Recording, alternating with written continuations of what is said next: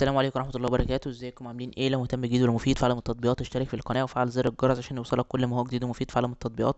في القناة عندي اقدر اعرفك التطبيقات الحديثة اللي بتسهل عليك حياتك اليومية وتطبيقات الفيك وكمان التطبيقات الهاكر. النهاردة ان شاء الله مع شرح تطبيق جديد هو اسمه اوفلاين باسورد مانجر. التطبيق ده مساحته 4 ميجا، محمله اكتر من 100 الف شخص.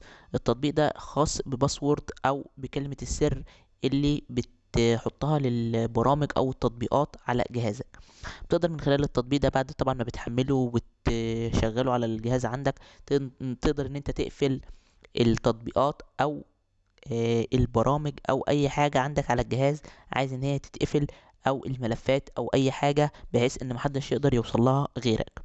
بتقدر طبعا تقفل التطبيقات او البرامج او الحاجات دي، وتقدر انت تفتحها باكتر من طريقة. اول حاجة عن طريق بصمة صباعك، او عن طريق الوجه، التعرف على الوجه بتاعك، او عن طريق الباسورد او الرقم السري اللي انت بتحطه. التطبيق ده طبعا كويس بالنسبه ان هو بيحفظ لك البيانات بتاعتك، بحيث ان هو لو اي حد مسك تليفونك ما يقدرش يطلع على بياناتك غيرك. التطبيق ده طبعا بيدعم اكتر من لغه، بيدعم حوالي 12 لغه. يعني مش بيكون قاصر على لغه واحده. ايه تاني؟ بيشغل كمان التطبيق ده على كل انواع الاندرويد والاي او اس. فهو طبعا تطبيق كويس بالنسبة لحفظ كلمات المرور. طبعا التطبيق ده ما بينزلش عليه اعلانات زي تطبيقات تانية كتيرة. بيشتغل بدون اتصال بالانترنت.